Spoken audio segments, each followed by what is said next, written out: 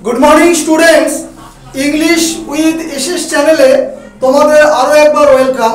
तो आजकेर क्लासेर टपिकटा भेरी भेरी इंटारेस्टिंग।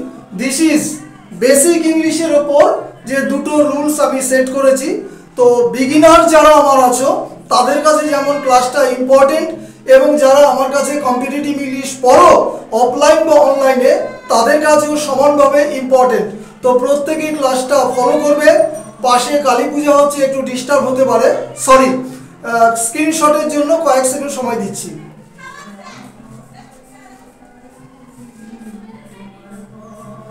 চলো ক্লাসটা শুরু করি।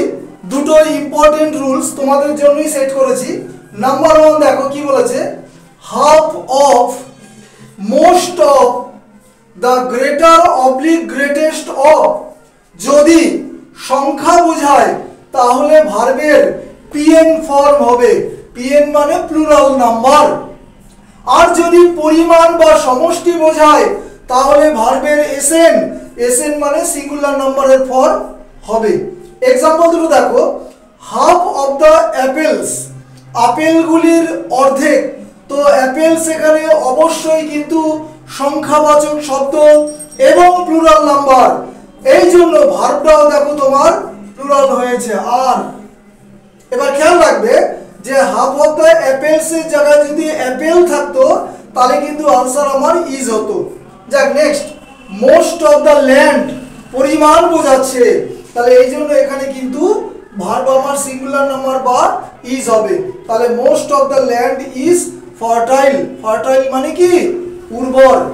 নেক্সট দেখো, এবার ডান দিকে চলে যাও, rule number 2, very very important.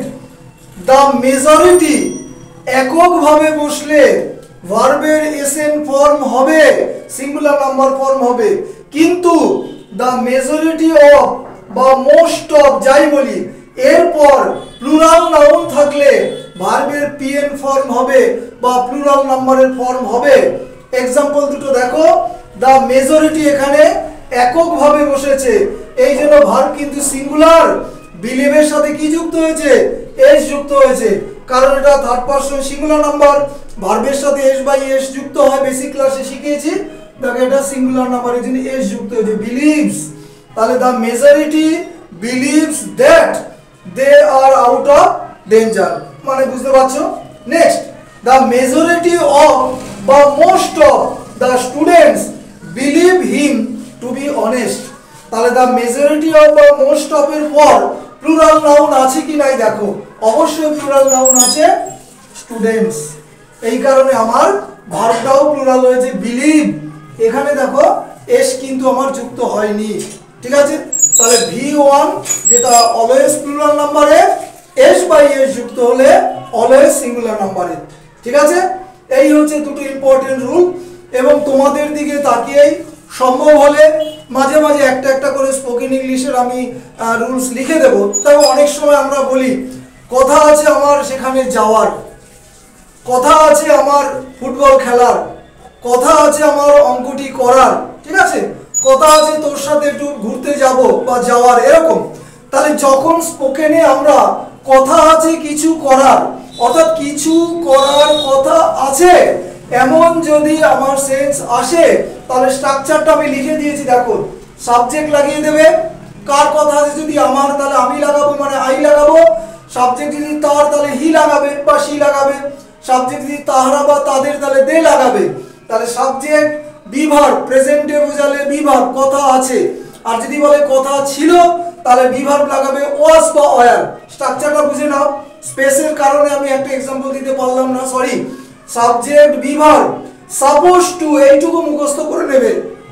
কথা আছে বোঝাতে সাপোজ টু, তারপরে V1 যেরকম তুমি ভার্ব লাগাবে মানে মিনিং আসবে, সেরকম ভার্ব তুমি এখানে সেট করবে। তাহলে আমার সেখানে যাওয়ার কথা আছে, I am supposed to go there. আমার সেখানে যাওয়ার কথা ছিল, I was supposed to go there. অর্থাৎ কিছু করা, করা মানে ডুইং ভার্ব, কিছু করার কথা আছে বা ছিল এমন বোঝাতে এই স্ট্রাকচারটা তুমি করবে। Subject be verb suppose two plus V1, আর যদি কিছু থাকে কমপ্লিমেন্ট পার্ট দেখে দেখে লিখবে। তাহলে একটা স্পোকেন আজকে দিলাম। এটা 199 নম্বর ক্লাস, 199। আগামীকাল 200 নম্বর ক্লাস হবে।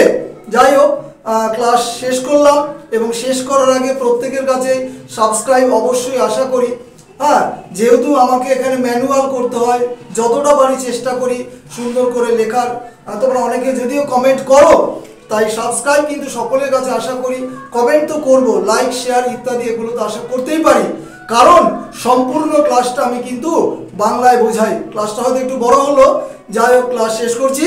Have a good day.